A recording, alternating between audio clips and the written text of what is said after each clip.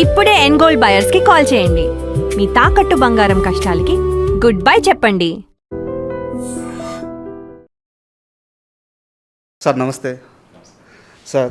Super success కొట్టారు ఇరుముడి. Theatres అన్నీ ఒక టెంపుల్స్ లాగా మారిపోయినాయి. నేను సినిమా చూసినప్పుడు ఒక పర్టికులర్ సీన్కి నాకు ఒక ఫీల్ కలిగింది. నేను ఆ క్వశ్చన్తో ఇంటర్వ్యూ స్టార్ట్ చేస్తాను. మామూలుగా మాస్ మహారాజా రవితేజ లాంటి ఒక మాస్ హీరో అండ్ మూవీలో కూడా మాస్ ఎలిమెంట్స్ చాలా ఉన్నాయి. ఇంటర్వెల్ దగ్గరికి వచ్చేలేకే మీకు నచ్చిన లేయర్లో ఒక నెగిటివ్ క్యారెక్టర్ విలన్ క్యారెక్టర్ తీసుకొని ఒక ఫైట్తోనో ఒక డైలాగ్తోనో ఒక ఇంటర్వెల్ కార్డ్ వేసుకోవచ్చు. ఒక తండ్రి కూతురు సింపుల్ ఇంటి మెట్లగా మీద కూర్చొని ముందు మానే నాన్న ఎప్పుడు అడగలేదు కదమ్మా, భయమేస్తుంది నాన్న, మానేస్తాను తల్లి. ఇంత సింపుల్ వర్డ్స్తో ఇంత సింపుల్ ఎమోషన్స్తో ఒక ఇంటర్వెల్ కార్డ్ వేయడం థాట్ ఎలా వచ్చింది సార్? ఫాదర్ డాటర్ కాన్ఫ్లిక్ట్ మీదే మిగతా సినిమా ఉంటుంది అనేది క్లియర్గా చెప్పాలి ఇంటర్వ్యూ బ్యాంక్ అనేది సార్ పాయింట్. దానికి ముందు ఒక ప్రీ ఇంటర్వ్యూలకి యాక్షన్ లేకుండానే ఒక యాక్షన్ మూడ్ క్రియేట్ చేయాలి అనేది వచ్చి దాని నుంచి నెమ్మదిగా కూతురు వైపు టర్న్ అయ్యి మిగతా సినిమా అంతా తండ్రికి కూతురికి మధ్యలో ఉండబోతుంది, అయ్యప్ప స్వామి బ్యాక్డ్రాప్కి వెళ్ళబోతున్నాం అని చెప్పాలి అనేది డెలిబరేట్ డెసిషన్. ఇంకొకటి ఏంటంటే ఇప్పుడు ఇంటర్వ్యూలు కాబట్టి మనం ఒక మాస్ కమర్షియల్ హీరోతో చేస్తున్నాం కాబట్టి ఒక యాక్షన్ బ్లాక్తో చేయాలి అని ఎప్పుడు అనుకోలేదు. ఎందుకంటే అసలు ఫిల్మ్ స్క్రిప్టే అలా డిజైన్ లేదు. డిజైన్లో త్రినాథ్ ఎక్కడ మనం దాటి వెళ్ళడు. మన జీవితం ఎలా ఉంటుంది అతని జీవితం కూడా అలా పడుతుంటాడు, లేస్తుంటాడు. కరెక్ట్. సో మాలేసిన తర్వాత తన నిస్సహాయత ఎలాగా సెకండ్ హాఫ్లో ఉంటుంది కదా, ఆ నిస్సహాయతని టక్కమని కాకుండా ఇక్కడే అలవాటు చేయాలి, ఎస్టాబ్లిష్ చేయాలి. అంటే త్రినాథ్కి కూడా తెలియని విషయాలు, త్రినాథ్కి కూడా సిచ్యువేషన్కి లొంగిపోయే విషయాలు త్వరలో జరగబోతున్నాయి సార్ అని ఒక హింట్ ఇస్తూ, కూతురు ఎమోషన్లోకి వెళ్ళబోతుంది సినిమా అని రెండో హింట్ ఇస్తూ, మూడో హింట్ అయ్యప్ప స్వామి బ్యాక్డ్రాప్లోకి వెళ్ళబోతున్నాం అని. సో ఆ మూడింటిని ఎంత యాక్సిలరేట్ చేస్తూ సెకండ్ హాఫ్ వెళ్తుంది అనే దాంట్లో నుంచి ఒక ఎక్సైట్మెంట్తోనే ఇంటర్వ్యూలు వేయడం జరిగింది సార్. నిజంగా చాలా ఆనందంగా అనిపించింది అలాంటి ఒక సీన్తో ఇంటర్వ్యూ వేయడం. అంటే నేను అబ్జర్వ్ చేసింది ఇంకోటి వచ్చేసి ఈ త్రినాథ్ క్యారెక్టర్ అంటే రవితేజ గారి సీన్లు చాలా వరకు అంటే ఏ క్రేన్ షాట్లో అలా కాకుండా ఆయన్ని కెమెరా ఫాలో అవుతున్న షాట్లే చాలా ఎక్కువ ఉన్నాయి ఆ క్యారెక్టరేషన్ చుట్టూ. ఇది పర్టికులర్గా వాంటెడ్గా తీసుకున్న డిసిషనా? అంటే నేను కరెక్టేనా నేను అబ్జర్వేషన్ చేసింది? ఏం చెప్తారు అది? అంటే ఆయన ఫాలో అవుతూ కెమెరా మూమెంట్ ఉంటుంది చాలా షాట్లు. పర్టికులర్గా మీరు వాంటెడ్గా తీసుకున్న డిసిషన్ అది? నేను ఏ సీన్ కా సీన్ కన్సీవింగ్లో మాట్లాడుకుంటూ ఉంటాము.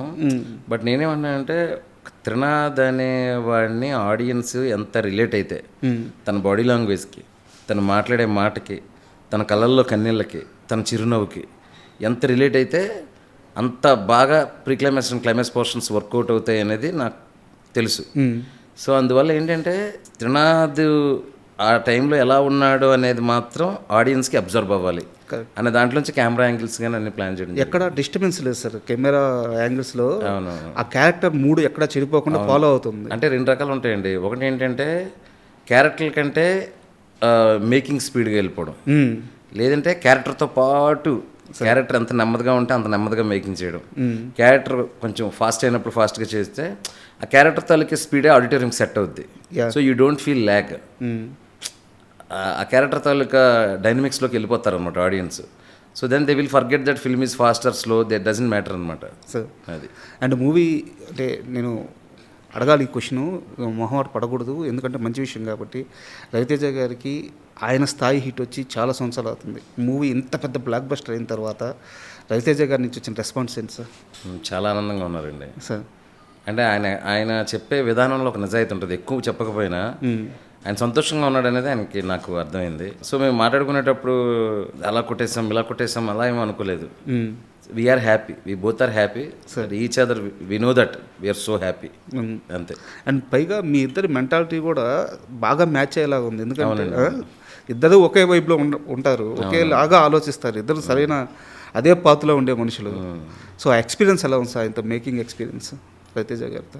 ఇప్పుడు నేను కథ చెప్పాలనుకుంటాను, నా కథకి ఏం కావాలో ఆయన కరెక్ట్గా ఇచ్చేయాలనుకుంటారు. సో ఇప్పుడు సీలియర్ వెళ్ళిపోయి ఇంక స్టార్ట్ చేసిన తర్వాత అండి ఆ కథకి ఏం కావాలో చేసుకుంటూ వెళ్ళిపోయామండి. అన్ని సినిమాల్లాగే దీనికి కూడా ఏం కావాలనేది చేసుకుంటూ వెళ్ళిపోయాం. ఇది చాలా జాగ్రత్తగా చేయాలి మనం అలాగే ఏం లేదు, ఒక సినిమాని ఎలా చేస్తామో అలా చేసుకుంటూ వెళ్ళిపోయాం. కాకపోతే కథ చెప్పినప్పుడే అది డిజైన్ అయిపోయింది న్యాచురల్గా వెళ్ళాలనేది, ఒక రియలిస్టిక్గా వెళ్ళాలనేది డిజైన్ అయిపోయింది. ఆ డిజైన్లో ఆయన నన్ను చేయనిచ్చారు, ఆ స్పేస్ ఇచ్చారు. ఆ స్పేస్ ఇచ్చారు. ఇప్పుడు లుంగి అంటే లుంగి, గల్ల షర్ట్లు, ఒక నార్మల్ డైలాగులు చెప్పేటప్పుడు ఏదైనా కొంచెం అక్కడ ఉన్నదానికంటే ఎక్కువగా లౌడ్ అవుతుంది అనుకుంటే అన్న ఇలా చెప్దామన్నా అంటే గుర్తు చేసేవా ఇలా ఉన్నప్పుడు ఇప్పుడైనా ఆయన న్యాచురల్ ఫ్లో ఒకటి ఉంటుంది. ఆయన న్యాచురల్ ఫ్లో ఎప్పుడైనా ఆయన న్యాచురల్ ఫ్లో కొన్ని సీన్లు బాగుంది అనుకున్నప్పుడు నేను వదిలేసేవాడిని. ఇప్పుడైనా న్యాచురల్ ఫ్లో ఓవరాల్ తిన్నది క్యారెక్టర్కి ఏమైనా చిన్నది ఇబ్బంది పెడుతుందంటే అన్న ఇక్కడ ఇలా చేస్తే బెటర్ ఏమో అంటే సూపర్ శివ నువ్వు అలాగే చెప్తూ ఉండు అని చెప్పి ఆయన చిన్నది కరెక్ట్ చేసుకుని మళ్ళీ చేయడం, అలా ఇదో సింక్ అంతే. అండ్ సీలేరే ఎందుకు సార్? ఎందుకంటే మీ జిల్లాకు సంబంధించిన మీ ఏరియా అనుకొని వెళ్ళారా, లేకుంటే సీలేరు మాత్రమే ఎందుకు బ్యాక్గ్రౌండ్? అంటే మీరు అన్నట్టు అయ్యప్ప స్వామి భక్తులు అన్ని రాష్ట్రాల్లో ఉంటారు, ఎక్కడైనా ఉంటారు. ఆ ఎమోషన్ని ఎస్టాబ్లిష్ చేయడానికి సీలేరు ప్రాంతాన్ని మాత్రం ఎందుకు ఎంచుకున్నట్టు? ఈ కథ అయ్యప్ప స్వామి భక్తులు త్రినాథ్ అనే భక్తుడికి వాళ్ళ ఊర్లో ఏం జరిగింది అనేది కదా. వాళ్ళ ఊర్లో ఇస్ ది అండర్లైన్ అనమాట. సో తను ఎంత ఇన్నోసెంట్ అంటే ప్రపంచం అంతా చాలా బాగుంటుంది అనుకున్నంత ఇన్నోసెంట్. తన చుట్టూ ఎక్కువ విషయాలు ఎక్కువ మనుషులు ఉండకూడదు, ఆ ఉన్న 4-5 మనుషులనే జీవితం అనుకోవాలి. సో ఫస్ట్ ఏంటంటే లొకేషన్ చాలా డెన్స్గా ఉండాలి, పీపుల్ చాలా తక్కువగా ఉండాలి. So then the suspense mood, emotion.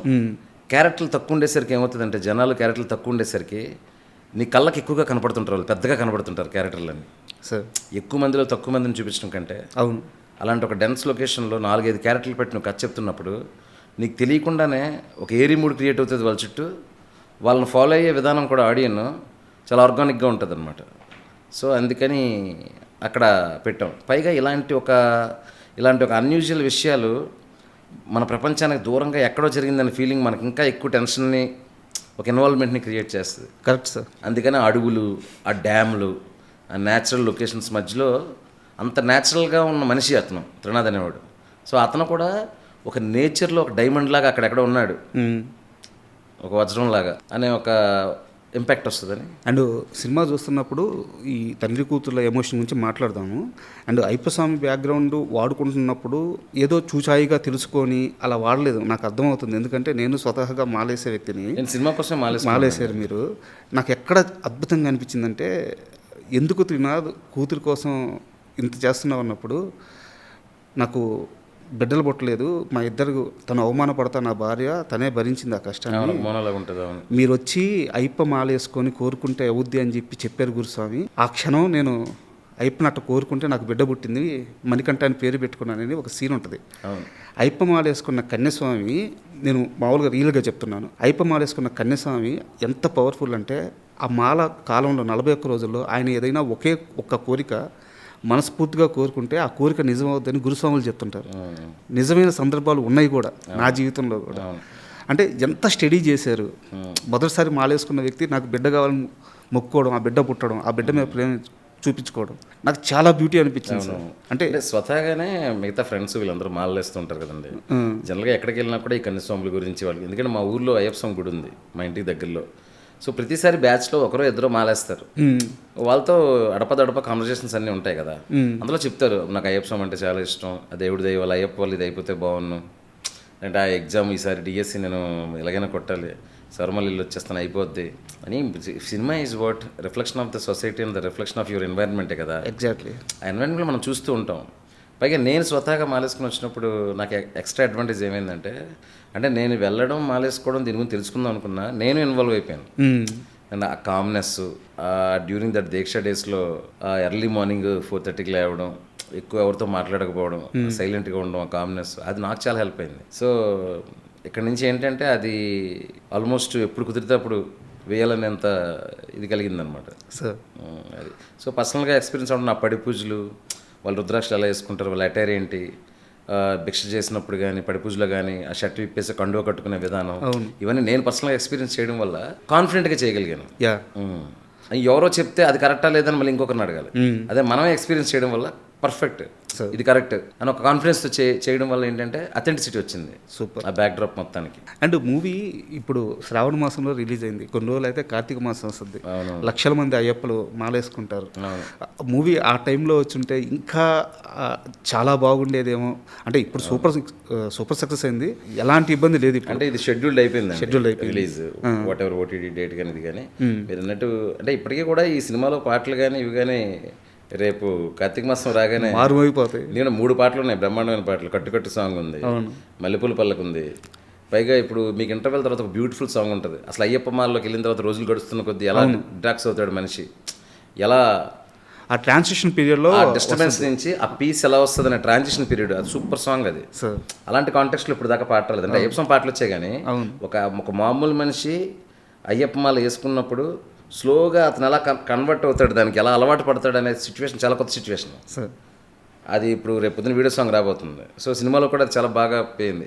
ఇవన్నీ విపరీతంగా నవంబర్ నుంచి ప్లే అవబోతున్నాయి అన్ని చోట్ల 100%. ఇప్పట్లో పోయే ఇంపాక్ట్ కాదు సార్ ఇది. మీరున్నా నేనున్నా, మీరు లేకపోయినా నేను లేకపోయినా ఇరుముడి పాటలు ఇరుముడి కంటెంట్ ఉండిపోద్ది అలాగా. సూపర్. అది నాకు ఈ 2 పాటలు అనిపిస్తుంది అనమాట. Something from my side, I did something to the for the Swami's and the people. Super sir. మీరు చూసుంటారు చాలా వీడియోస్ బయటకు వచ్చినాయి. థియేటర్లో మల్లెపూల పల్లకి సాంగ్ ప్లే అవుతున్నప్పుడు కొన్ని వందల మంది స్క్రీన్ ముందుకు వెళ్ళిపోయి అది ఒక పూనకం వచ్చినట్టు.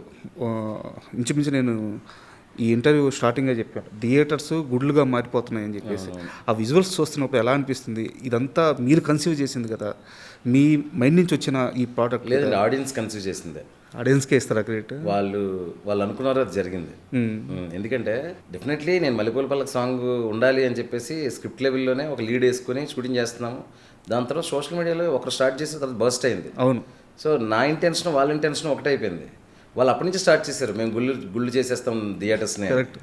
సో నేను ఆ విషయంలో వాళ్ళు ఏదైతే ఒక యాంటిసిపేషన్ ఉందో, వాళ్ళ మనసులో ఏదైతే ఒక బలంగా ఒక కోరిక, అయ్యప్ప పాటలు థియేటర్లో వస్తుంటే మేము డ్యాన్స్ చేయాలి, అయ్యప్పని సెలబ్రేట్ చేసుకోవాలని ఏదైతే అనుకున్నారో దాన్ని మాత్రం సిన్సియర్గా తీసుకొని పాట చేయించుకునే విధానం. కానీ శేఖర్ మాస్టర్ గారు పిలిపించి, మాస్టర్ నేను ఇందాక చెప్పాను, మీరున్నా లేకపోయినా నేనున్నా లేకపోయినా చరిత్రలో నిలిచిపోద్ది ఈ పాట యూట్యూబ్ ఉన్నంత వరకు. సో దేవుడి పాట లాగే ఉండాలి డ్యాన్స్, కానీ ఎనర్జీ తగ్గకూడదు అన్నప్పుడు ఆయన భలే పట్టుకున్నారు. అది పట్టుకుని ఇప్పుడు ఆ స్టెప్ చూస్తే మీకు సినిమా స్టెప్ లాగా ఉండదు. అవును, అలాగని ఎనర్జీ లేకుండా ఉండదు. అది భజన కరెక్ట్గా అయ్యప్పలే వేసుకునే నృత్యంలా ఉంటుంది. ఎగ్జాక్ట్లీ. అవును. సో అలా ఎన్నో జాగ్రత్తలు ఇట్స్ నాట్ దట్ ఈజీ అండి. ఇప్పుడు లక్షల మంది పీపుల్ రేపు ఇరుముడిలో ఏమొస్తుందని దాన్ని మ్యాచ్ చేయడం, it's not that easy. It needs so much of expectations ఉన్నప్పుడు ఎక్స్పెక్టేషన్స్ని మ్యాచ్ చేయడం ఒకటి కష్టం అండి. దాన్ని ఆర్గానిక్గా క్రియేట్ చేయడం, దానికి నేను ఒక్కనే కాదు, మా ఆర్ట్ డైరెక్టరు, మా కెమెరామ్యాన్, శేఖర్ మాస్టర్, ప్రొడ్యూసర్స్ అందరికి ఒకటే, రేపు థియేటర్లో అది వచ్చినప్పుడు మనం మ్యాచ్ చేసి అలా ఆనందపడాలి అనేది ఒకటే దాంట్లో. కానీ నమ్మకం ఉంది, కంటెంట్ మీద నమ్మకం ఉంది. సో ఈరోజు అది జరుగుతుంది. అసలు ఎన్నిండి బాబు వీడియోలు అలా లింకులు వస్తూనే ఉన్నాయి. అంటే ఏ వీడియో ఎక్కడదో ఏ థియేటర్లో అర్థం కావట్లేదు. అన్ని థియేటర్లో ఒకటే విజువల్. కరెక్ట్. మొన్న అయితే అసలు ఏదో ఒక దీన్ని చూస్తే బస్తాలతో లోపలికి తీసుకెళ్తున్నారు పువ్వులు. ఎంతకంటే ఏం కావాలి సార్? మీరు ఒక మాట అన్నారు ఇప్పుడు మాట్లాడుతూ, ఆర్గానిక్గా రావడం అని చెప్పి. డప్పు శ్రీను గారి గురించి ఖచ్చితంగా మాట్లాడుకో సాంగ్ గురించి. 13 సంవత్సరాలుగా నెంబర్ కరెక్ట్ కాదు, 13, 12 ఆయన ఎన్ని దగ్గరలో ఈ పాట పాడారు, అసలు ఈ పాటకి ఎంత ఒక రీచ్ తీసుకొచ్చారు. అలాంటి మనిషిని ఆయన చేతే వేరే సింగర్ పెద్ద సింగర్ల చేత పాడించకుండా కాన్షియస్గా ఆయనే పాడాలని ఒక నిర్ణయం తీసుకొని ఆయన్ని తీసుకురావడం, ఆయన ఇన్ని కోట్ల మందికి కొత్తగా పరిచయం చేయడం చాలా అద్భుతంగా అనిపించింది. ఫస్ట్ తీసుకున్న డెసిషన్ అదేనండి. నేను ఫస్ట్ ఏం చెప్పానంటే, పాట యూట్యూబ్లో విని నేను అక్కడ చిన్న లీడ్ షూట్ చేసిన తర్వాత ఎక్కడున్నారో ఆయన తెలియదురా, కానీ అతనే ఈ పాట పాడాలి, అతను ఎక్కడున్నారో పట్టుకోండి అని. ఆ లిరిక్ కవర్ రాస్తారో వాళ్ళని పట్టుకోండి, ఆ మ్యూజిక్ కవర్ కొట్టారో వాళ్ళని పట్టుకోండి. ముగ్గురిని పిలిపించి ట్రైడెంట్లో బుక్ చేసి జీవి గారిని పిలిపించి, ఆయన జీవి గారు విత్ అట్మోస్ట్ రెస్పెక్ట్, వాళ్ళు వస్తుంటే ఈయన లేచి నిలబడేవాళ్ళు. అంటే ఏంటంటే ఆయన ఒకటే చెప్పారు నాకు, సార్ 13 సంవత్సరాల నుంచి ఈ పాట ఇక్కడ పుట్టి ఇక్కడ ఎంతమంది కనెక్ట్ అయ్యారంటే ఆ పాట వాళ్ళు చేశారంటే వాళ్ళదే ఆ మ్యాజిక్, ఆ పాటకు సంబంధించిన ఆ క్రెడిట్ అంతా వాళ్ళదే అని చెప్పేసి వాళ్ళని పిలిపించి వాళ్ళ సజెషన్స్ అన్నీ తీసుకొని పాడించినప్పుడు గొంతు అప్పుడు యూట్యూబ్లో వినేదానికి దీనికి శృతి కానీ చిన్న వాయిస్లో బేస్ కానీ కొంచెం తగ్గినట్టు అర్థమైంది. మళ్ళీ రెండోసారి పాడించాం. థియేటర్లో మారిపోయింది సార్. మారిపోయింది, దానికి లాజిక్ చెప్తాను. రెండోసారి మాడించాం కానీ ఎక్కడో చిన్నది ఉంది నాకు, ఏంటి అని. సాంగ్ స్టార్ట్ అయ్యి ఒకరోజు ఒక హాఫ్ డే షూటింగ్ చేసేసరికి అసలు మేము మర్చిపోయాం అసలు ఆ గొంతులో ఏముందని అంత వైబ్ వచ్చేసింది సెట్ మొత్తానికి. అవును, నేను సేమ్ అదే చెప్పాను, ఎవరు కంగారు పడొద్దు, ఒక 2 రోజులు అలవాటు కోసం. ఎందుకంటే 15 సంవత్సరాలు వినేస్తున్నారు సేమ్ ఫ్రీక్వెన్సీ ఆ పాతది, దాని నుంచి ఈ ఫ్రీక్వెన్సీకి రావడానికి ఒక 2 రోజులు పడుతుంది. థియేటర్లోకి వెళ్ళిన తర్వాత మాత్రం రవితేజ గారి డ్యాన్స్, స్వాములు, ఆ వైబు, ఆ పల్లకి, ఈ వీటిల్లో అసలు హ్యాపీగా ఎంజాయ్ చేస్తారు, డౌటే లేదు. అలాగని మనం భయపడిపోయి ఏదో తప్పు చేసేసామని కంగారు పడిపోయి ఏ ప్లేబ్యాక్ సింగర్తో పాడించామనుకోండి, లేదు లేదు, అది ఇంకా మోర్ డ్యామేజ్ అవుతుంది. అవును. సో అదొక conscious decision. And thank God Ayyappa దయ వల్ల నేను అనుకున్నది జరుగుతుంది థియేటర్లో. Super sir. అండ్ నేను ఇప్పుడు అడగబోయే క్వశ్చన్ ఇరుముడి గురించి కాదు, సినిమా గురించి కూడా, మీ పాత సినిమాల గురించి కూడా కాదు, మీ సెన్సిబిలిటీ తెలిసి నేను మీ సినిమాలు చూసి అడుగుతున్నాను. మీ జీవితంలో బ్యాక్గ్రౌండ్లో అమ్మగారు కానీ, మీ భార్య కానీ, లేదా పిన్ను అత్తో ఎవరో ఒక అమ్మమ్మ, ఒక బలమైన స్త్రీ ఉన్నారు, మిమ్మల్ని జీవితంలో చాలా పెద్దగా ఇంపాక్ట్ చేసిన మనిషి ఆమె అనిపిస్తుంది. నిజమేనా? బలమైన స్త్రీలు సార్. తొమ్మిడి కుటుంబం అండి. మా పిన్నిలు, మా తాతయ్య గారు, మొత్తం మా అమ్మ మొదట ఆవిడ, దాని తర్వాత 4 కూతుర్లు, అంటే 4 పిన్నులు, వాళ్ళ పిల్లలు, మేము, అమ్మ వాళ్ళ సైడ్ నుంచి అంతే.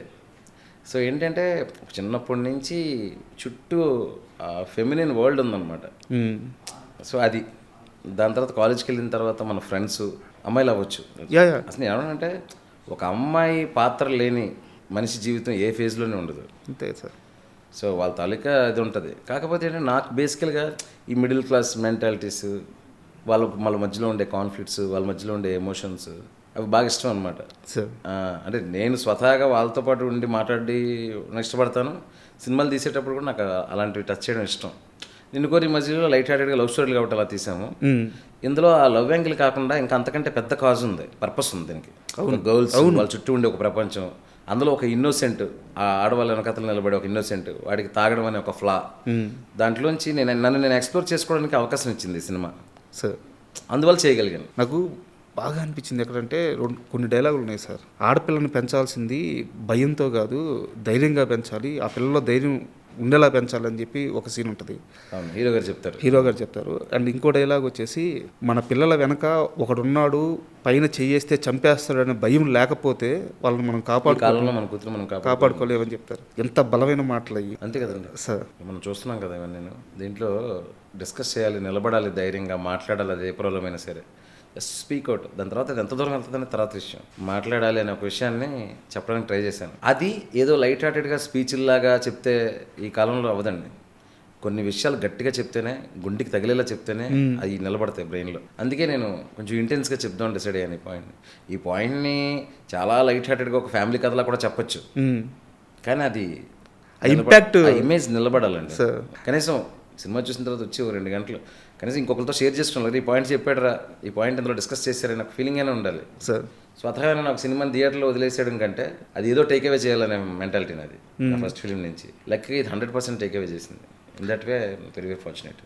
అండ్ మోర్ ఓవర్, అంటే అయ్యప్ప స్వామి ఎలిమెంట్ ఉన్నా సరే, ఓన్లీ అయ్యప్ప స్వామి ఎలిమెంట్, అయ్యప్ప స్వామి పాటలు మాత్రమే ఉండి గుడ్ మూవీ కానీ గుడ్ రైటింగ్ కానీ లేకుండా ఉంటే కష్టమైపోయేది. సో సినిమా రైటింగ్ కానీ మీరు తీసిన విధానం కానీ చాలా అద్భుతం. ముఖ్యంగా ఆ తండ్రి కూతురు మధ్య ఉండే ఆ బాండింగ్, అసలు థియేటర్లో కూర్చొని సినిమా చూస్తుంటే ఇంటికి వెళ్ళిపోయి ఎప్పుడు నా బిడ్డని హగ్ చేసుకుందామా అనిపిస్తుంది. అది యాక్చువల్గా జరిగిందండి. నాకు చాలామంది కాల్ చేసి, అంటే ఇండస్ట్రీలో పెద్ద పెద్ద ప్రొడ్యూసర్స్, డైరెక్టర్స్ కూడా నాతో 2-3 చెప్పిన మాట ఏంటంటే, చూసిన తర్వాత ఒకరు ఏం చెప్పారంటే యుఎస్ వెళ్ళాలంట వాళ్ళ పాప, చూసిన తర్వాత ఎయిర్పోర్ట్కి వెళ్ళారంట సార్ సెండ్ ఆఫ్ ఇవ్వడానికి. అంతే కదా, ఆ బంధం వేరు కదండి, ఆ బాండ్ వేరు. దాన్ని టచ్ చేస్తే అది అలా బ్లాస్ట్ అవుతుంది. అది హ్యూమన్ ఎమోషన్కి ఉండే ఇది, అది కూడా father daughter emotion, father son emotion, what ever. అవును. సో అలాగే ఇంకొకరు కూడా థియేటర్లో చూసిన వెంటనే డాటర్ దగ్గరికి వెళ్ళడం, అలాంటివి చాలా జరిగాయి. అయితే మీ రైటింగ్ విషయానికి వస్తే, ఒక లైన్ అనుకున్న తర్వాత దాని చుట్టూ పీఠముడులు మీరే బిగించుకుంటారు, అవును, మీరే విప్పుకుంటూ వెళ్తారు. చాలా కష్టమైన మార్గాన్ని ఎంచుకుంటారు కథ చెప్పడానికి. నిన్ను కోరి కానీ ఆ లైనే చాలా కాంప్లెక్సిటీ ఉన్న లైన్. మజిలీ కానీ, ఇరుముడి కానీ, ఈవెన్ ఖుషి కూడా. ఖుషిలో ఒక బ్యూటిఫుల్ లవ్ స్టోరీ ఉంటుంది, కానీ ఒక atheist family, God believer family మధ్యలో అలా నలిగిపోయారు, ఆ కాంప్లెక్సిటీ అక్కడ ఉంటుంది. సో ఎందుకు ఇంత కష్టమైన మార్గాన్ని ఎంచుకుంటారు కథ చెప్పడానికి?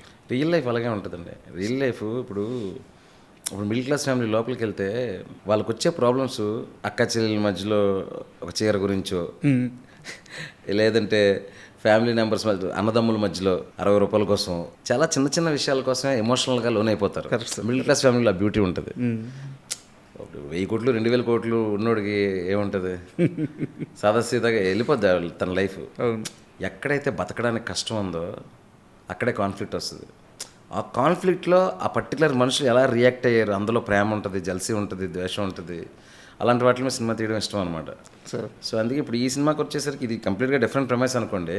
అసలు ఆ గర్ల్స్ చుట్టూ ఏంటి, అసలు మన ఇళ్ళలో మన కూతురుతోనే ఒక బాండింగ్, బయట చాలామంది కూతుర్లు ఉంటారు, ఇలాంటి ఒక ఎమోషనల్ వరల్డ్లో ఒక ఇన్నోసెంట్ ఒక చిన్న ఫ్లాతో ట్రావెల్ ఆడియన్స్ రిలేట్ అయ్యి తనని ఫీల్ అయ్యి తద్వారా తన ఎక్స్పీరియన్స్ చేసిన వాళ్ళు ఎక్స్పీరియన్స్ చేసి ఫైనల్గా ఒక మెచ్యూరిటీ లెవెల్తో బయటకు రావాలనేది పాయింట్ అనమాట నేను అనుకున్నది. డెప్త్ అది. Yeah. అయితే మీ రైటింగ్ గురించే మాట్లాడుతున్నాను కాబట్టి నాకు ఒక చిన్న ఇన్ఫర్మేషన్ తెలిసింది, అది అడుగుతాను. మీరు స్టార్టింగ్ సీరియల్స్కి వర్క్ చేసేవాళ్ళు, మీ పక్కన నరేష్, లక్ష్మణ్ అని చెప్పి మీ ఫ్రెండ్స్ వాళ్ళు కూడా వాళ్ళు కూడా. సో అంటే నేను వాళ్ళతో మాట్లాడలేదు, వేరే వాళ్ళతో మాట్లాడాను. శివ నిర్వాణ మాట్లాడుతుంటే ఒక క్లారిటీ ఉంటుంది, చాలా బలంగా అంటే నేను సీరియల్స్ గురించే చెప్తున్నాను సార్, ఆ టైం గురించే చెప్తున్నాను. తనకేం కావాలో చాలా బలంగా నిలబడతాడు, అది చూసేవాడికి అర్థం కాదు. తన అవుట్పుట్ వచ్చిన తర్వాత ఎందుకు అంత బలంగా నిలబడుతున్నాడో, ఎందుకు అంత వాదిస్తున్నాడో అర్థమవుద్ది. సో తనకి రైటింగ్ మీద, మేకింగ్ మీద, రెండింటి మీద సమానమైన మంచి పట్టుంది అని చెప్పారు. సో అది ఎలా బిల్డ్ అయింది సార్? అంటే ఒక డైరెక్టర్కి మేకింగ్లో స్ట్రాంగ్నెస్ ఉండొచ్చు, రైటింగ్లో స్ట్రాంగ్నెస్ కొంతమందికి ఉంటుంది, రెండింటిని అంత బలంగా పట్టుకోవడానికి కారణం ఎవరు? అంటే అది నాకు ఏదైతే వచ్చిందో అది రిఫ్లెక్ట్ అవుతుందండి. కానీ నేనేమంటున్నానంటే, ఇప్పుడు నాకేమి ఇష్టమో నాకు తెలిసినప్పుడు, నాకు ఏది కావాలో నాకు తెలిసినప్పుడు, నాకు నచ్చాలంటే ఏం చేయాలో తెలిసినప్పుడు అదే చేస్తాను. వేరే వాళ్ళకి నచ్చుతుందా లేదంటే ఎంతమందిని కన్విన్స్ చేయాలి అన్నిటికంటే ఫస్ట్ నేను చేసిన పని నాకు ఫస్ట్ నచ్చాలి, అదే important. And honest to my self అని పెట్టుకుంటాను, దాన్ని సిన్సియర్గా అడాప్ట్ చేయడానికి ట్రై చేస్తాను. అది మీకు కూడా నచ్చుతున్నందుకు హ్యాపీ. సో నాతో చెప్పింది కాదంబరి కిరణ్ గారు, సార్తో మాట్లాడినప్పుడు. అవునవును, ఆయన దగ్గర నేను ఒక సీరియల్కి వర్క్ చేశాను, కాదంబరి కిరణ్ గారు చాలా ఎంకరేజ్ చేసి బాగా చూసుకున్నారు. ఇప్పుడు ఆయన అన్న మాట ఏంటంటే, ఓ కే విశ్వనాథ్ గారు, ఓ జంజాల గారు, వీళ్ళ దగ్గర నేను పనిచేశాను రాజా, అంటే ఒక సీన్ని కన్సీవ్ చేయడానికి వాళ్ళు డిస్కషన్ పెడతారు. నేను తరువాత అంటే ఆయన చాలా జర్నీ కదా సార్, అవును, మనకి తెలుగు స్టేట్స్లో సినిమా రాకముందు నుంచి ఉన్నాడు ఆయన. అవునవును, అంత జర్నీలో నేను మళ్ళీ ఒక డైరెక్టర్ అంత డిస్కస్ పెట్టడం, అంత తపన పడడం నేను మళ్ళీ శివ దగ్గర చూశాను అని చెప్పి ఆయన ఆ మాట అన్నారు. అయ్యో థ్యాంక్ యూ అండి. ఆయనకి నా మీద ఉన్న 10 సంవత్సరాలు అయిపోయినా ఇంకా నమ్మకం, ఎంకరేజ్ చేస్తుంటారు. ఎప్పుడు మంచి సినిమా వచ్చినా Shiva I proud of you అని పెడతా ఉంటారు, హ్యాపీగా ఉంటుంది. ఈరోజు కూడా పెట్టారు. అవునా? ఓకే. అండ్ ఇరుముడి డైలాగ్స్ విషయానికి వస్తే చాలా తక్కువ రాశారు సార్. అదే పెద్ద ఇంపాక్ట్. అది కాన్షియస్గా తీసుకున్న నిర్ణయం లేదండి. అసలు డైలాగుల విషయంలో ఇక్కడ మంచి డైలాగ్ పడాలి, అక్కడ డైలాగ్ పడాలి ఎప్పుడు అనుకున్నాను. రాస్తున్నప్పుడు ఆ క్యారెక్టర్ ఎక్కడ మాట్లాడాలో అది మాట్లాడుతుంది అన్న నమ్మకం. ఇప్పుడు సాయి కుమార్ గారికి, హీరో గారికి మధ్యలో కాన్వర్జేషన్స్ చాలా ఉంటాయి. అవును, ఆ పాయింట్ ఆఫ్ టైంలో వాళ్ళిద్దరు కాన్వర్జేషన్ ఏమై ఉంటుంది అన్నప్పుడు, ఇది అవుతుంది అన్నప్పుడు అదే రాస్తాను. సో ఓవరాల్ స్క్రిప్ట్ చూసుకొని ఇక్కడ ఒక మంచి డైలాగ్ ఉంటే బాగుంటుంది, అక్కడ మంచి డైలాగ్ ఉంటుంది, ఇక్కడ చిన్న క్లాప్స్ పడితే బాగుంటుంది, అక్కడ కొంచెం క్లాప్స్ పడితే బాగుంటుంది అనేది అసలు ఇప్పుడు పెట్టుకోను. అందువల్ల ఆ క్యారెక్టర్ పరిధిలో వాళ్ళు ఏం మాట్లాడతారో అది నచ్చి క్లాప్స్ కొడితే ఓకే, బట్ క్లాప్స్ పడడానికి డైలాగులు రాయను సార్. అండ్ నేను ఇప్పుడు మాట్లాడేది బిజినెస్కి సంబంధించిందే, బట్ కలెక్షన్స్ ఇవి కాదు. ఇలాంటి ఒక కథ చెప్పాలనుకున్నప్పుడు నేను ఇంతవరకే అన్నాను, రవితేజ గారికి లాస్ట్ ప్రీవియస్ మూవీస్ నెంబర్స్ సరిగ్గా లేవు, అండ్ మీరు కూడా ఒక మంచి కస్మేత ఉన్నారు. బట్ ఇలాంటి రూట్ లెవెల్ కథ చెప్పాలన్నప్పుడు భయమే లేదా? అంటే ఇలా తీస్తే ఇంత డెప్త్కి వెళ్ళి రూట్ లెవెల్ కథ చెప్పడానికి ఆడియన్స్ యాక్సెప్ట్ చేస్తారా? ఎవరికి డౌట్ లేదండి. ఫస్ట్ నవీన్ గారికి చెప్పాను, తర్వాత రవి గారికి మా ఇంట్లో చెప్పా. వాళ్ళందరూ ఏంటంటే ఆబ్స్ట్రాక్ట్ అంటారు కదా, ఆ 2-3 ట్విస్టులు, ఆ లాస్ట్లో ఎక్స్పీరియన్స్, ఫస్ట్ షాక్లో ఉన్నారు. ఇప్పుడు మీరు థియేటర్లో ఎలా షాక్లో వస్తున్నారు బయటికి కరెక్ట్ డైరెక్షన్ చెప్పినప్పుడు కూడా ఈ లెవెల్ కాకపోయినా ఒక లెవెల్ షాక్ ఉండింది అందరికి. ఇది వర్కౌట్ అవ్వకపోవడానికి ఏముంది, ఇంత ఎంగేజింగ్గా ఉంది, ఆ డివోషనల్ మూడ్ ఉంది ఫిలింకి, ఎప్పుడు చూడండి ఒక క్రైమ్ యాంగిల్ ఇందులో మిక్స్ ఉంది. అసలు ఆ మిక్స్కే సర్ప్రైజ్ అయ్యారు. రవి సార్ కూడా కథ చెప్తున్నప్పుడు, అదే రవణకి హీరో గారికి కథ చెప్తున్నప్పుడు కూడా అంతా కథ విన్న తర్వాత చాలా ఫ్రెష్గా ఉంది స్టోరీ. అన్నిటికంటే నాకు ఆయన కనెక్ట్ అయింది ఏంటంటే గర్ల్స్ అనేది కనెక్ట్ అయ్యారు. Exactly sir, super. ఆయనకి ఈ క్రైమ్ లేరు, స్క్రీన్ ప్లే అంత క్లియర్గా ఏం చెప్పాల. ఓవరాల్గా ఏం చెప్పారంటే, త్రినాథ్ ఇలా ఉంటాడు, వాళ్ళ మిస్సెస్ ఇలా ఉంటుంది, ఆడపిల్లల కోపం వస్తే వెళ్తాడు వస్తాడు, కూతురు ఇలా ఉంటుంది. సో ఇలాంటి ఒక ఇన్నోసెంట్ జీవితంలో మాలయంగానే ఇలాంటి కన్సిక్వెన్సెస్ జరిగాయి. ప్రీ క్లైమాక్స్కి వచ్చేసరికి ఇలా జరిగింది. అక్కడి నుంచి ఒక మెచ్యూరిటీ లెవెల్కి వెళ్ళిపోయి బయటకు వచ్చేటప్పుడు నా జీవితంలో కూడా ఇలాగే జరుగుతుంది కదా, లైఫ్ ఈజ్ ఆల్ అబౌట్ కర్మ, అంతే కదా sir. But you have to believe what ever, నీ బిలీఫ్ సిస్టమ్ అనేది అలాగే ఉంటుంది. అదేనండి, అది ఎప్పుడైతే త్రినాథ్ రియలైజ్ అయ్యాడో, ఆ జర్నీని చూసిన ఎక్స్పీరియన్స్తో బయటకు వస్తారు. సో ఖచ్చితంగా అక్కడ కనెక్ట్ అవుతారు. సో అక్కడ ఆయన కనెక్ట్ అయింది మెయిన్ ఈ గర్ల్స్. వెనకాతలు ఒకడు ఉన్నాడని, లేకపోతే మన ఆడపిల్లలు మనం కాపాడుకోలేం గురుస్వామి. ఆ డైలాగ్ అదే ఓవరాల్గా గర్ల్స్ కోసం ఒక ఫ్లా ఉన్నాడు, ఒక గర్ల్స్ కోసం ఒక డ్రంకర్డ్ హ్యాబిట్ ఉండి తనకే ఒక ప్రాబ్లం ఉంది, తను ఆడపిల్ల వెనకాతలు నిలబడడం అనేది బాగా నచ్చింది ఆయనకి. సూపర్. అండ్ ఆ బంగారు తల్లిని ఎక్కడ పట్టారు సార్ అసలు నక్షత్ర? బంగారన్న ఇన్స్టాలో పెట్టాం సార్. ఇన్స్టాలో మా అసిస్టెంట్ చూసి చాలా బాగుంది చూడండి అంటే చూశాను. చూస్తే రింగులు జుత్తు ఒకలాగా ఉంది, ఒక చిన్న క్యూట్గా ఆఫ్రికన్ అమ్మాయిలా ఉంది. పిలిపించి కొంచెం కొబ్బరి నూనె అది రాసి జడలేసి గౌన్ వేసి చూసి మనమ్మ వచ్చేసింది, మనమ్మ దిగిపోయింది అనుకుని ఇంకా మళ్ళీ మనమ్మ అమ్మని చూడాలి కదా, ఇంకా రవి గారిని పాపని పట్టుకుని తల్లిని ఎత్తుకోం. ఇక్కడ తెలుగులో ఎక్కువ ఎక్స్పోజ్ అవ్వకుండా నిజంగా ఆ ఊర్లోనే ఇవి ఉందేమో అనే ఫీలింగ్ రావాలి, ఎక్కువ ఎక్స్పోజర్ ఉండకూడదు. ఒకటి రెండు సినిమాలు చేసినా ఓకే తెలుగులోనే అని ఎత్తుకుతున్నాం సార్. ఖచ్చితంగా సౌత్లో ఉండాలి, నడిచినా మాట్లాడినా మన అమ్మాయి అని ఫీలింగ్ ఉండాలి అని ఎత్తుకుతా ఉంటే ప్రియాకి స్ట్రైక్ అయింది. ప్రియా గారికి పిలిచి స్టోరీ చెప్పి ఆవిడ చాలా ఎక్సైట్ అయ్యి అలా ఒక కుటుంబాన్ని తయారు చేసాం రవి గారికి. ఆ పాపతో ఆ షూటింగ్ ఎక్స్పీరియన్స్ ఏమన్నా ఇబ్బంది పెట్టారా లేకుంటే అసలు ఎలా ఉండింది సార్? అసలు షూటింగ్లో ఏముందండి, ఉన్నదే 4 క్యారెక్టర్లు. అవును. అసలు మీకు సినిమా చూస్తే చాలా స్కేల్ స్పాన్ ఉన్నట్టు అనిపిస్తుంది, కానీ మొత్తం అందరూ ఇక్కడ కూర్చొని భోంచేసి వచ్చి అంత తక్కువ మంది. గట్టిగా అయితే మిగతా ఊరు జనాలు వాళ్ళు అప్పుడప్పుడు కనిపిస్తారు, కానీ ఆ మెయిన్ స్ట్రీమ్ ఆర్టిస్ట్లో సెకండ్ లేయర్లో ఉండేవాళ్ళు ఎంతమంది ఉంటారు? ఒక 15 మంది ఉంటారు ఓవరాల్గా. అందరం చక్కగా కలిసి భోంచేసేవాళ్ళం, చేసేవాళ్ళం, షూటింగ్ చేసుకునేవాళ్ళం. 40 రోజులు షూటింగ్ చేసి హ్యాపీగా వచ్చాం. సూపర్. అండ్ మీరు అన్నట్టు తక్కువ మంది ఉండడం వల్ల ఉన్న ప్రతి క్యారెక్టర్కి ఇంపాక్ట్ చాలా బలంగా ఉంది. విలన్ కొడుకు క్యారెక్టరు కుమరం, అతను యాక్చువల్గా జబర్దస్త్ వాటిల్లో ఇట్లా చిన్న చిన్న క్యారెక్టర్స్ చేసే మనిషి. సో అతనికి లైఫ్లో సక్సెస్ ఒక మంచి క్యారెక్టర్ కావాలని నేను ఇదివరకు 1 year బ్యాక్ ఇంటర్వ్యూ చేశాను తనని. ఎంత బలమైన కోరిక ఉండేదంటే అతనికి, బట్ అతనికి రాలా ఆ ఛాన్స్. మూవీలో అతను ఉండే ఆ స్క్రీన్ టైం చాలా తక్కువ అవ్వచ్చు, కానీ ఇంపాక్ట్ చాలా ఎక్కువ ఉంది. అసలు చాలాసేపు మనోడేనా అంటే అంత పెద్ద క్యారెక్టర్ పడడం. ఆ సర్ప్రైజింగ్ వర్కౌట్ అయిందండి ఇరుముడికి. అంటే ఎక్కడో చూసినట్టు ఉంది కానీ ఎవరెత్తనం అన్న టైప్లో ఉంది ఆడియన్స్. అవును. సో అందువల్ల ఏంటంటే ఆ సీనియర్లు అక్కడ ఉన్న మనుషులు కదా అనేది నమ్మడానికి ఎక్కువ ఉపయోగపడింది అది. పైగా అతని గురించి చెప్పాలండి, కొమరం ఫస్ట్ షూటింగ్కి రాగానే అతని క్యారెక్టర్ ఉందని తెలుసుకుని ఏంటి ఇంత రెవెన్యూతో డైరెక్ట్గా సీన్లు ఉంటాయి, అతను ఒక కీ క్యారెక్టర్ తెలియదు పాపం, తను ఎక్స్పెక్ట్ చేయలే. రాగానే షార్ట్ అంతా చెప్పేసి పెట్టి రవణ్ అని ఇలా కొట్టు అదే ఫస్ట్ సీన్లో ఉంటుంది కదా, అన్నా అన్నాడు. అంటే ఏంటో సార్ రవణ్ అని ఇలా ఫేస్ మీద ఇలా కొట్టినట్టుగా జస్ట్ ఇంతవరకు రావాలి, నేనేనా అన్నా అన్నాడు. నువ్వే కొమరం, నీది అదే క్యారెక్టరు, నాగుల్ క్యారెక్టర్ అని చెప్పేసి అప్పుడు మొత్తం చెప్తే కళ్ళమ్మని నీళ్ళు పెట్టేసుకుని దండం పెట్టిపోయాడు. ఏమొద్దు నాగులు, నీ కోసం యాక్చువల్గా నేను వెతుకుతున్నాను. ఇన్స్టాలో నీ రీల్స్ చూసినప్పుడు ఈ ఫేస్ ఆ క్యారెక్టర్కి, ఆ ఈవిల్ క్యారెక్టర్కి, అజుఘోష్ కొడుకు అనే ఒక ఫీలింగ్కి ఈ ఫేస్ బాగుంటుందని నేను ఎప్పుడో చూశాను. నీకు నేను ఛాన్స్ ఇవ్వడం కాదు, నీకోసం నేను ఎత్తుక్కుంటున్నా సార్ అని చెప్పి అక్కడి నుంచి అతను he became so much emotional. చేసినప్పుడు కసి మీద ఉన్నాడు. అలాంటి సార్ అంత పెద్ద క్యారెక్టర్ ఇచ్చారని నిజంగా దెబ్బలు తినేసేవాడు. మా రీల్స్ అయితే మాస్టర్ ఉన్నాడు ఆయన మాస్టర్ రియలిస్టిక్గా ఉండాలంటే రియల్గా కొట్టేస్తుంటాడు. మాస్టర్ చచ్చిపోతాను మాస్టర్, ఎవరు రెస్పాన్సిబిలిటీ, కొంచెం చూసుకొని కొట్టేవాడి నేను చెప్తాను. అంటే ఒక పీక్ రియలిజంకి వెళ్ళిపోదాం ఈ సినిమాకి ఫిక్స్ అయిపోయాడు అతను. నాకు భయం వేసేది బంటర్ ముందు కూర్చొని. సో నిజంగా అది కొంచెం టచ్ అయినా, కర్రలు కానీ ఏదైనా కొట్టినప్పుడు టచ్ అయినా, 2-3 దెబ్బలు తగిలినా చెప్పేవాడు కాదు.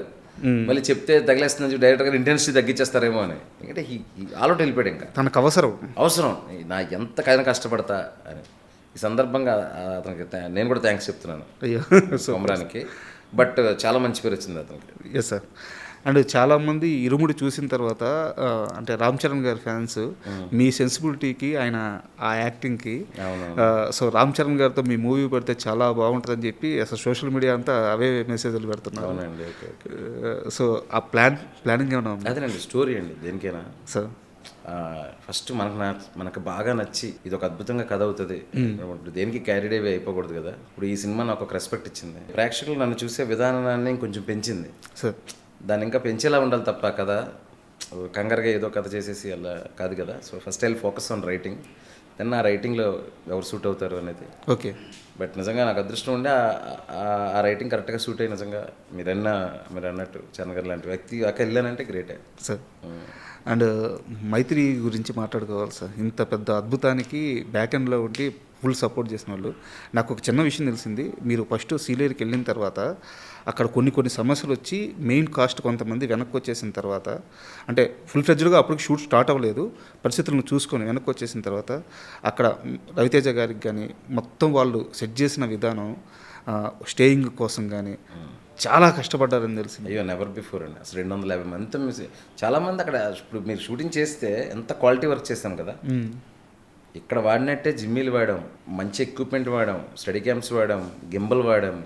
మరి ఆ ఎక్విప్మెంట్ తేడానికి మనుషులు, ఆ రోడ్డే సరిగ్గా ఉండదు, అంత గుంతల రోడ్డు.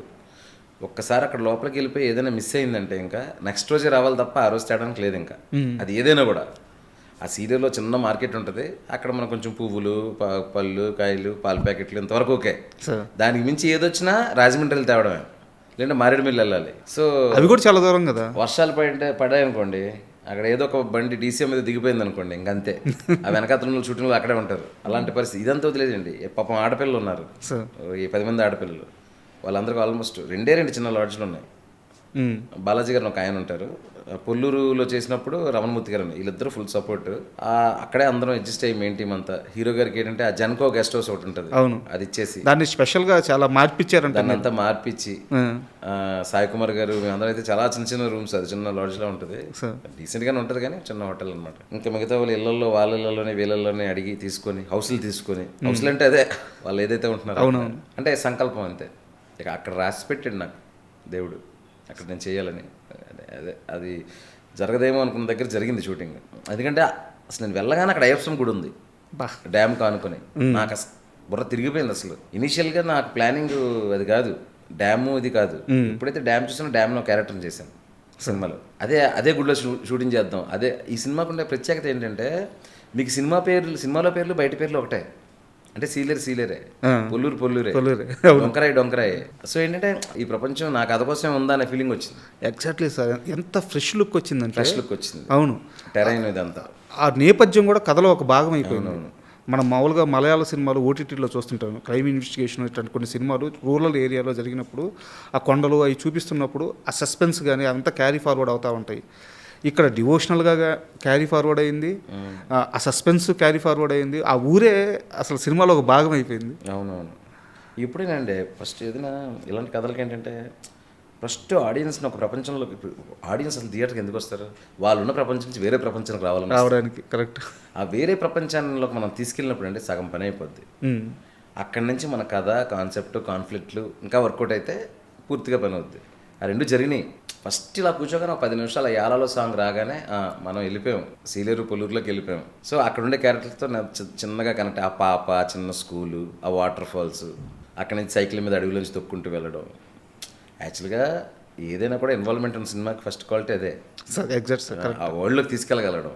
నాకు అలాంటి దొరికింది. ప్రొడ్యూసర్లు సపోర్ట్ చేశారు. అంతంత దూరం 250 మందిని పంపించి అక్కడ అకామిడేషన్ ఇదంతా మా ప్రొడక్షన్ కంట్రోల్ దినేష్ అని, అతను మా మేనేజర్ వలి, అందరం ఇంకా టీం వర్క్ సూపర్ చేసి నాకు ఏం కావాలో అది నేను చేసుకొని ఇచ్చారు. సూపర్. అండ్ ఎన్టీఆర్ గారికి ఎందుకు సార్ ఇరుముడి మీద ఫస్ట్ నుంచి కూడా అనౌన్స్మెంట్ నుంచి కూడా ఒక బలమైన నమ్మకం అంట జూనియర్ ఎన్టీఆర్ గారికి, పక్కా కొట్టది. మా రవి గారికి, ప్రొడ్యూసర్ రవి గారికి మంచి అసోసియేషన్ ఉంది తారక్ సార్తో. సో డిస్కషన్లో ఉన్నప్పుడు మైత్రిలో జరిగే సినిమాల గురించి ఒక డిస్కషన్ వస్తుంది కదా, ఉన్నప్పుడు ఈ సినిమా గురించి అందరికీ ఇరుముడి అనగానే ఒక ఇంట్రెస్ట్ క్రియేట్ అవుతుంది కదా, ఒక వైబ్. సో ఆయనకు అనిపించిందంట. ఎప్పుడైనా మాట్లాడారు? నేను ఎప్పుడు మాట్లాడలేదు. సో ప్లానింగ్ ఉందా అంటే నేను అడిగేది రామ్ చరణ్ గారిని, ఎన్టీఆర్ గారు కానీ, బన్నీ గారు కానీ, ఆ స్థాయిలో ఒక కాల్ వచ్చి ఒక మంచి కథ చెప్పమంటే I'm the most happiest person. But first నేను పర్ఫెక్ట్గా ఒక కథ అనుకుంటే అప్పుడు నేను కాన్ఫిడెంట్గా నేను కూడా సార్ ఈ కథ ఉంది వినండి అని ఎవరికైనా చెప్పడానికి బాగుంటుంది అనమాట. So first writing. ఎందుకు నేను పదే ఇంత బలంగా అడుగుతున్నానంటే మీ స్కిల్స్కి కానీ, మీ రైటింగ్ కానీ, మీ టెక్నిక్ కానీ ఆ స్థాయి సినిమా తీయగల మ్యాజికల్ కెపాసిటీ మీకుంది. ఇన్ని రోజులు ఒకే ఒక్క దగ్గర ఆగిందంటే ఆ మార్కెట్ క్యాలిక్యులేషన్స్. సో ఇరుముడి ఆ లైన్ని చెడిపేసింది. సో ఈగర్గా వెయిట్ చేస్తుంది సార్ ఇంకా పెద్ద స్కేల్లో పెద్ద సక్సెస్. సో శివ నిర్వాణ అనే వ్యక్తి స్థాయి, బలం ఏందనేది మేము అంతా చూస్తున్నాము. సో మిమ్మల్ని వేరే లీగ్లో చూడాలనుకుంటున్నాము. Thank you sir. Thank you very much. Thank you sir.